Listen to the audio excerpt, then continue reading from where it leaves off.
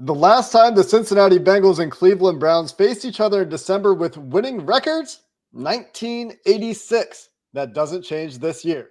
Let's break it down.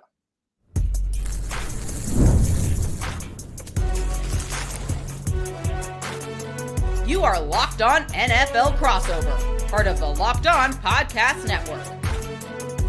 Your team every day.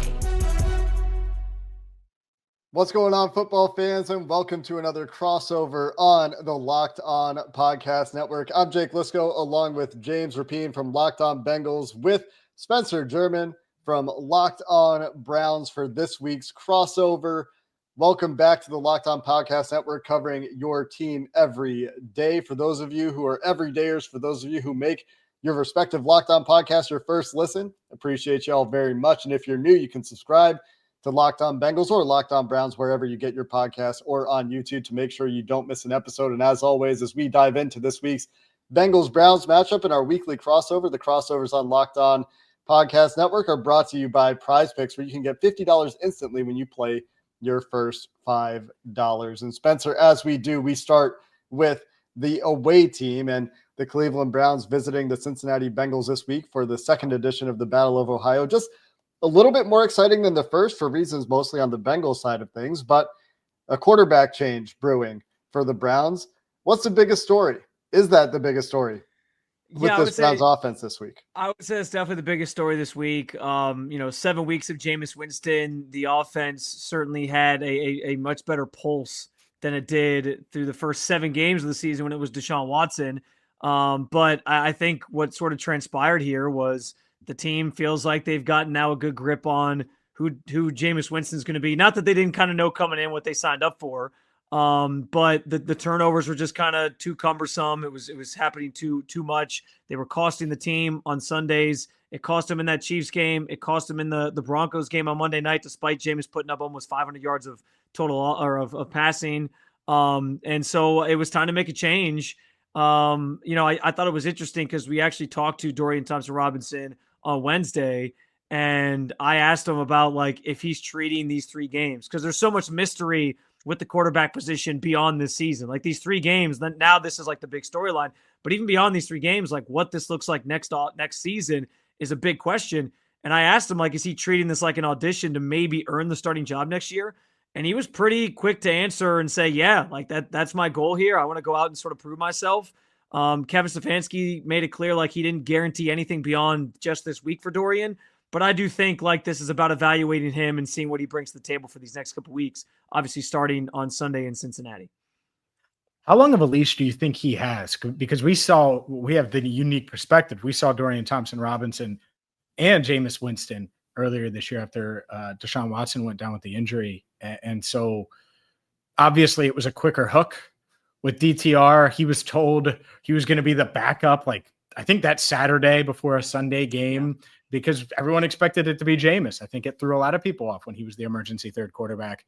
And so do you think there's a scenario where Stefanski could pull him Sunday, or do you think that the leash is going to be long enough to where he'll get all 60 minutes and a potential overtime if, God forbid, we have to watch a 5th quarter of these teams? I think the leash should be pretty long, partially because, part of Stefanski's response as to why he was making this switch on Wednesday revolved around the idea that they want to give him a shot, a legitimate shot at starting for this team and seeing what he can do with the right preparation time. Because it's interesting, you even go back to last year, his first start came against the Ravens in week 4 of last season. And it was sort of like that Bengals game this year, James, where he got sort of thrust into the starting role on a whim because Deshaun was starting to deal with some shoulder issues, and he had been questionable all week, and they were kind of beating around the bush about what it was. And then at the last minute, late in the week, they decided, okay, it's going to be Dorian. And so he had very minimal time to really prepare and start. So he's only really prepared a full week's worth of preparations and practice for a game once in his career to this point. That was against the Steelers last year. So they are taking sort of this approach of, let's get him the right preparation. Let's put him in a situation to be successful and see what this thing looks like. I think it would have to be really, really bad where, if the game like got out of hand and it was like 37 or something like that, like the Bengals just like run away from them, for them to really think about pulling him. Because I do think, even though Kevin Stefanski wasn't committing to Dorian beyond this week, I do think ultimately for this team, it's about sort of evaluating him over the next couple weeks. The Bengals, of course, if you look at what they've done this season, have feasted against bad and or backup quarterbacks. We'll see if that continues this week, or if DTR passes the litmus test and proves that he's actually a starting caliber quarterback. My last question on the offense before we talk about that Browns defense, Spencer, is what does an ideal DTR-led offense look like schematically? Are there big changes that you think the Bengals should be expecting this week with the quarterback change in Cleveland? Yeah, it's a great question, because I do think it goes back to looking like the offense early in the season. Maybe, hopefully, for Browns fans' sake, not from a production standpoint, because that offense was historically bad. I mean, it was worse than the offenses of the 1-31 Hugh Jackson years here in Cleveland. It was pretty bad. So from a production standpoint, they want to see more. But I do think stylistically, it's more RPO style stuff. It's more running design quarterback runs for Dorian Thompson-Robinson. He talked about that a little bit. Using his legs as a weapon is something that he certainly takes advantage of when he's out there under center in any capacity. So I expect to see some more of that sort of worked into this. Not that they're going to go completely away from the Kevin Stefanski sort of pro style, West Coast style offense where it's a lot of play action and drop you back. But I do think they'll work more of that stuff in to sort of cater to DTR strengths. Spencer, let's switch gears. Let's talk about the defense a little bit. Obviously, these two teams very familiar. I just got out of press conferences where both Zach Taylor and Joe Burrow praising Myles Garrett. We know how good Denzel Ward is as well. What's the biggest story defensively going into this game? I think it's Myles, just kind of by default, because he's the star of this team. And I think this week's kind of brought up some questions about, like, should they just shut him down for the season? I don't think that's ever going to fly with Myles in particular. He's been one of the most adamant guys in that locker room who's saying, like, we got to really fight the rest of the season, find something to play for, find something to motivate you. I think it's a bad look if they were to be like, hey, the guy that's trying to tell everybody to keep playing hard, now you're not going to play. He's also just a half sack away from his 100th sack of his career. And so that's kind of a big mark for him and something that he's trying to accomplish in this game. So that's pretty massive. I think from like maybe an X's and O standpoint, a defensive story is as you get ready for, as you guys are well aware, Jamar Chase and Joe Burrow, who have been fantastic this year, like per usual, but I think they've even taken it to another level. Can this defense limit the big plays? Because that's been one of the biggest things hindering them this year. It's calls back to the Joe Woods days of him being the defensive coordinator here.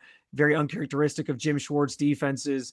And it's kind of been like weird. Like there's not been like a definitive play or scheme or coverage where it's happened. It's kind of just been all over the place. So making sure that they do that against this Bengals offense is going to be huge. I'm thinking about tackling this week for both defenses, but you're talking about big plays. The way the Bengals have produced big plays lately have been run after catch opportunities. Teams actually in the last few weeks have done a good job of keeping a cap on how deep Joe Burrow is throwing the ball downfield, but then Jamar Chase is Jamar Chase. And so I'm thinking about tackling for both teams. Unsurprisingly, as we'll get to the Bengals side of the ball here coming up next as well, but interesting to hear that perspective and the secondary matchup. So interesting in this game as well. In addition to Myles Garrett getting a chance against some backup offensive linemen for Cincinnati. And we will flip the table. We will talk a little bit about what's going on with those Cincinnati Bengals before we get to some key matchups to finish up the show coming up next. It's that time of year. The college football playoff is back, and with the newly expanded 12-team format, it's guaranteed to be bigger and better than ever, bringing you all the hard-hitting and high-flying excitement that you love. TNT Sports coverage of the college football playoff begins December 21st, starting with the college football playoff kickoff show. It's presented by AT&T. That's at 11 a.m. Eastern, leading into our first matchup. Southern Methodist University Mustangs battling the Penn State Nittany Lions. That game kicks off at noon. Then the Clemson Tigers look to upset the Texas Longhorns in a showdown at 4 p.m. Eastern. Don't miss a moment of the action. Watch the college football playoff presented by Allstate live on TNT, True TV, TBS, and Max. Today's show is also brought to you by Hillsdale College.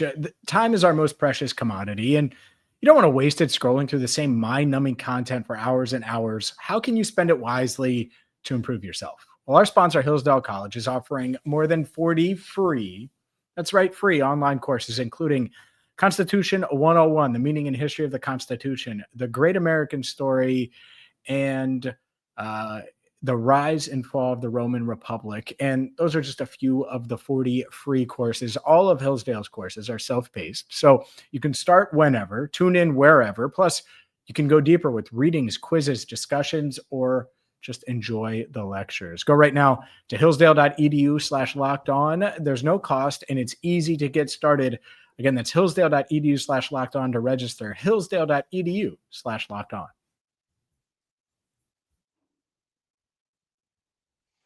All right, guys, I know we touched on things from the Browns perspective, and we hinted a little bit at what's in store for on the Bengals side of things.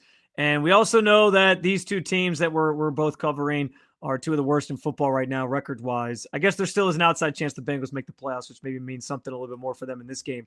But the one thing I'll say that you guys have had over me is when you get to watch these games on Sunday, you get to watch a pretty exciting offense when you got Jamar Chase and Joe Burrow. What is the biggest storyline from your guys' perspective on the Bengals offense?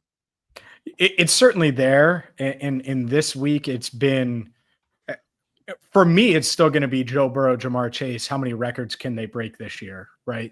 But I think going into really Wednesday and into Thursday, and I think it'll start to fizzle out as people listen to this, but it's Joe Burrow yelling at Zach Taylor on the sideline at the end of that Tennessee game. Everybody's seen it, and it's gone viral, and it was something that really overtook Joe Burrow's Wednesday press conference. It was about a 20-minute press conference, and I think there were about 20 questions about it. And I was guilty of asking some, so I probably shouldn't make fun, but it's like no one's seen an argument on the playground before, right? You know, things happen. And Joe said, obviously, that he wasn't yelling at Zach. He was just frustrated with how he was playing, how they were ending the game, how they were finishing things.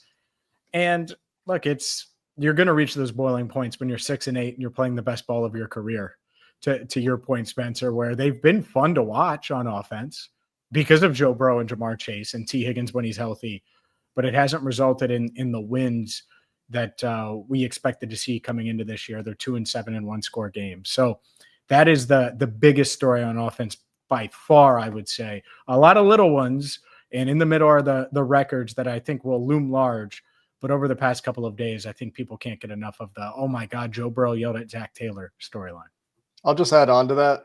Not that this is offense specific, but from a broad strokes perspective, you're talking about two of the worst records in football. But yes, the Bengals are still looking at an outside chance of the playoffs. So the one other thing this week that was not, I guess, related to the incident, the 10-second caught on camera incident on the sideline with Joe Burrow and Zach Taylor that was discussed in that press conference was, is Joe Burrow paying attention to playoff scenarios? And he had a pretty short answer. Big game tomorrow, referring to Thursday night football, Denver Broncos, Los Angeles Chargers. So another factor, I guess, another big story around the Bengals right now is what happens with the rest of the NFL and all that help the Bengals need to keep their games meaningful down the stretch, or potentially make them into meaningful games. So I think that's the other one that's not necessarily offense specific, but when you're talking big stories, that's certainly top of mind for me.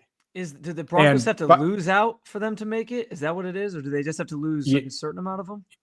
Lose out. And there's a scenario where the Chargers can lose out as well, but they play really bad teams down the stretch, and the Raiders and Patriots. I think it's Patriots and then Raiders. So they're not going to lose out. So you really need the Chargers to win on Thursday night. So if someone's listening to this on Friday, we already kind of know. But yeah, I asked Joe that because he's kind of dismissed it, Jake, like the playoffs in general.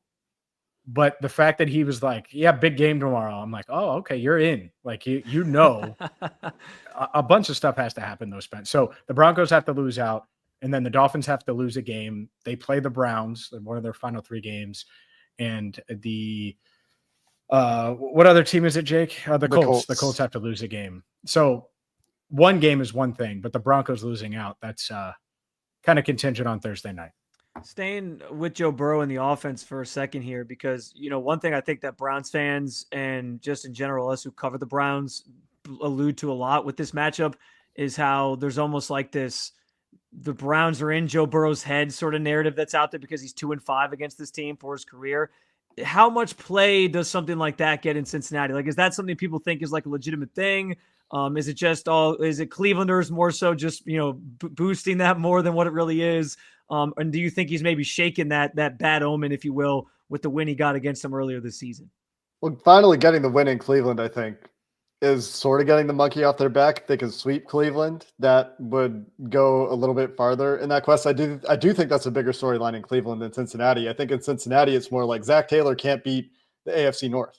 And the Zach Taylor, Joe Burrow Bengals just can't beat the AFC North. And they point to the broader AFC North picture. From the perspective of the Bengals and the Browns specifically, I think it's more like they can't deal with Myles Garrett, and those corners have matched up well with the Bengals' weapons in the past. The way the Bengals win on offense is Joe Burrow throwing to the Bengals' weapons. And if you have corners that can actually stand up a little bit against those weapons, then it makes things harder for the offense. And so I don't think it's, the Browns in his head or anything like that. I would say, to me, it was more, and James has heard me say this many times to the point where it's a bit of a joke at this point, like Mike McDonald was in Joe Burrow's head, I think, a little bit with the Ravens and from a schematic perspective. I don't think that it's quite there with the Browns. I think it's just a matchup thing where the Browns match up pretty well and Myles Garrett can make life hard on you, especially when you got the Bengals offensive line is not in good shape at this point. Let's go to the defensive side of the ball. What do you guys think is the biggest storyline on that side of things for the Bengals? I know, Jake, you sort of mentioned the tackling being a big thing that you're watching for, but what's the big storyline that you're talking about this week?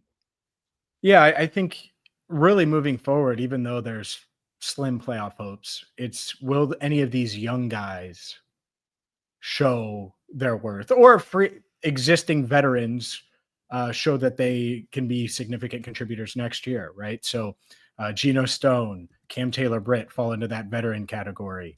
You have guys like Chris Jenkins, a rookie, second-year player in Myles Murphy, McKinley Jackson. So 3 defensive linemen that you're hoping are part of the solution, but you want to see a bunch down the stretch. And so I think that's kind of where we're at defensively, is talking about these young guys who can help, who can contribute now, and be not only maybe a solution for these final 3 games, but also next season and beyond. Yeah, and we've talked a little bit this week about whether there's anything Lou Anarumo can do on the defensive coaching staff side of things to save his job, where a few weeks ago, before the Bengals beat up on a couple of bad quarterbacks, it looked like a sure thing. And I still think it's likelier than not that Lou Anarumo is on the outs in Cincinnati, although he did get a vote of confidence from Joe Burrow in his press conference on Wednesday. I still think that there's some outside chance there that things can change, but again, we've talked about this on Locked On Bengals this week. The only good performances, quote unquote, good performances for the Bengals defense this year are against the 6th worst scoring offenses in the NFL. Of those, the Browns are 1. And this week with Dorian Thompson-Robinson at quarterback, I mentioned earlier that the Bengals have done a decent job against backup quarterbacks. And that's why, I mentioned the litmus test idea. If Dorian Thompson-Robinson goes out there and plays well, that would be some sort of evidence perhaps that he's better than just a backup quarterback in the NFL, because that truly has been a defining line where if you're a decent quarterback, you're putting up 35 plus points against the Bengals. And if you're a backup quarterback, you're getting held to 20 or less essentially all year. Crazy how Lou Anarumo has gone from the being a hot head coach name last year to now being on the hot seat and potentially out in Cincinnati. That's kind of crazy. Like within a year, that changed so quickly for you guys. It absolutely did. Wild. Yeah. So in 22, especially like after that season, he was like got interviews. Last year, the defense kind of took a step back, but he was still kind of in the mix and being mentioned. I don't think he interviewed for any jobs though. And now it is hot. The seat is very, very hot, but we'll see what happens there. But we talked a lot about it for those wondering on our Wednesday show, but we have to get to some keys to victory, and we will do that in the Battle of Ohio between 2 teams that are really, really, really, really fun to. Well, I'm just kidding. We'll get into that coming up next. Today's show is brought to you by FanDuel, America's #1 sportsbook. And whether you're going to be where I'm at on Sunday, right now, Paycor Stadium, watching Bengals Browns, or maybe you're going to be watching from the comfort of your own home, you can get to America's #1 sportsbook and get in on the action. The Bengals are 7.5-point favorites. Feels like a lot against anyone with the way they're playing right now, even though the Browns struggling going into this game as well. The over-under set at 46.5. This screams under unless it's just a complete blowout. But regardless, you can get in on the action from the Battle of Ohio perspective, all of the Week 16 NFL games at FanDuel, where right now you'll get $150 in bonus bets if you win your first $5 bet. So throw $5 on the NBA, the college football playoff, any of the Week 16 NFL games, and boom, $150 in bonus bets if you win your first $5 bet at FanDuel.com. That's FanDuel.com. Never waste a hunch and make every moment more with FanDuel, an official sportsbook partner of the NFL. Locked on Bengals, Locked on Browns. Let's get into keys to victory on this week's crossover presented by PrizePicks, where you can download the app and use code LOCKEDONNFL to win $50 instantly when you play $5. Spencer, from the Locked on Browns perspective, let's talk about some keys to victory in this game. What do you think the most important things are for the Browns to watch for or to play for in this game this weekend?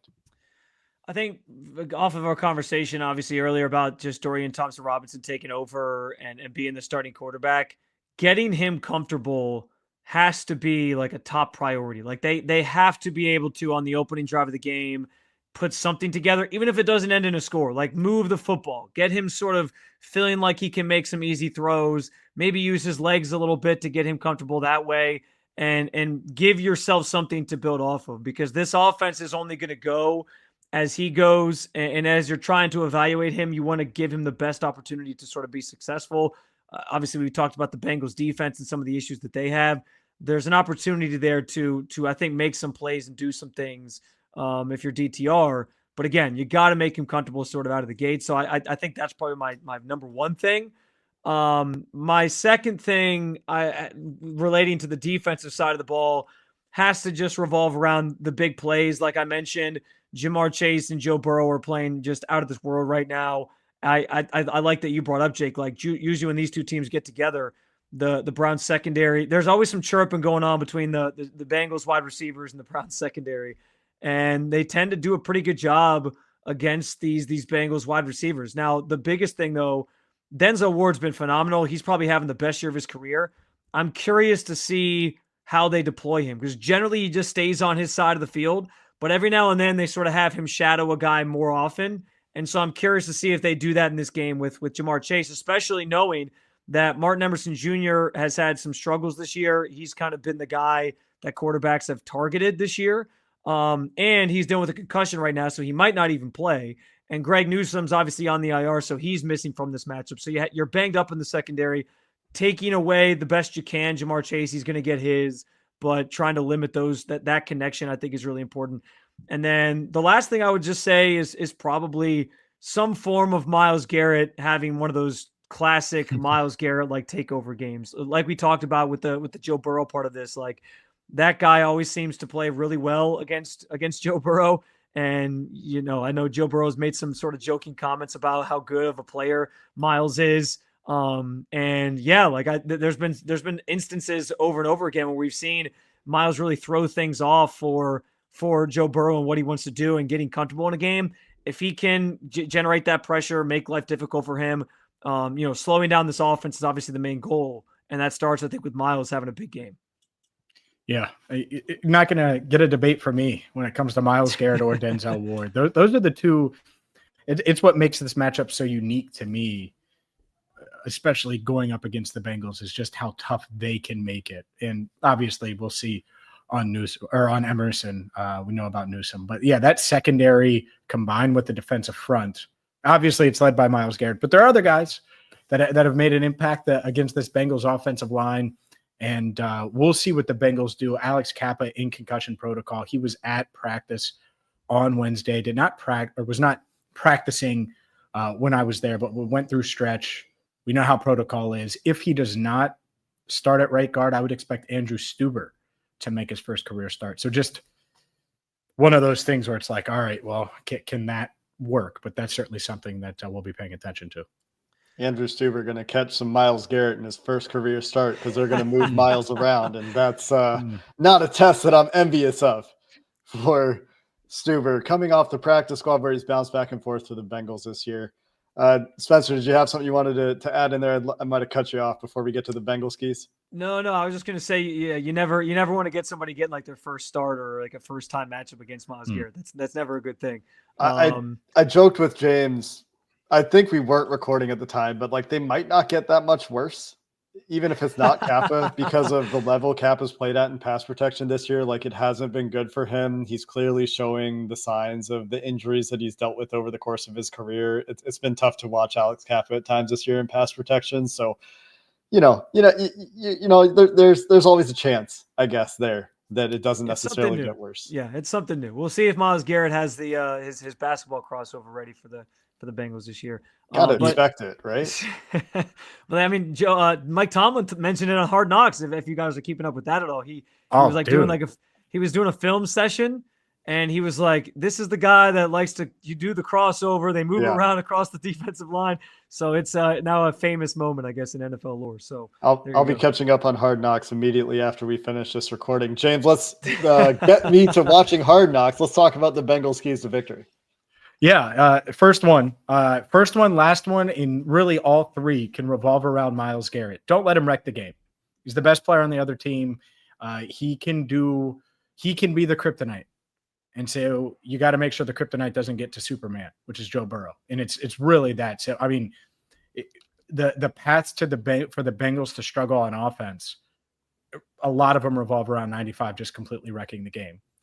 So that would be number one. Two, I think this defense, can it continue to do what it did last week, which is force a bunch of turnovers with a young quarterback like Will Levis? Can you do it again? Can Geno Stone, who was limited on Wednesday with a shoulder, we'll see, but I think he's fine. We'll see, though. Can he continue his late season resurgence? Is Cam Taylor-Britt maybe going to have another interception his second in 3 weeks? We'll see. But that would be number two, is taking advantage of a matchup against DTR and who knows, maybe that dead cat bounce we've been talking about, Jake, continues for this defense. And then number three, it's got to be these receivers. We know the Bengals are going to pass it all over, and that's just what they do. And so it's probably going to be a little quicker than normal, which means Joe needs to get rid of it quicker. These receivers need to get open, get separation quickly, and find ways to make plays with the ball in their hands. So, I mean, those are the three, because you still want big plays, but I just don't think you're going to have the longer developing plays. And Joe's been great off script this year, but I don't love Joe holding it for 9 seconds again. As good as that Titans defensive front can be with Jeffrey Simmons, this animal that they're dealing with on Sunday, Myles Garrett, he's just a different beast, man. He's on another level. Yeah, we'll see if they go back to more of that Dallas game plan where they had to deal with Micah Parsons in that game, who obviously has a Myles Garrett-like impact on passers quite frequently. One of the better pass rushers in the NFL as well.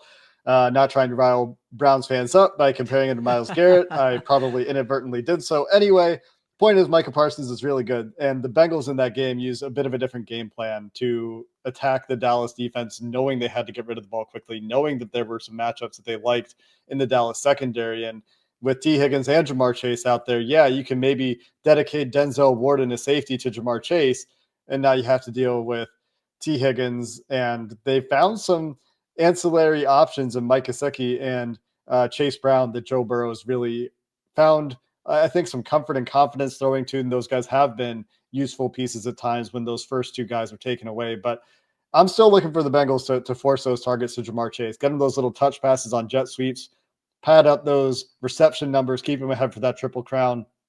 And I'm only slightly joking when I say that. That's like a only half joke. Mostly serious. Let's get Jamar those touches he needs to do some cool stuff, some historic stuff this season. I think that's it, guys. I think we've covered our keys to victory. We've covered the biggest stories. So let's wrap up the crossover there. Spencer and Locked On Browns will have you covered from the Browns perspective going into this game. James and I will have you from the Bengals end on Locked On Bengals and Locked On Browns respectively.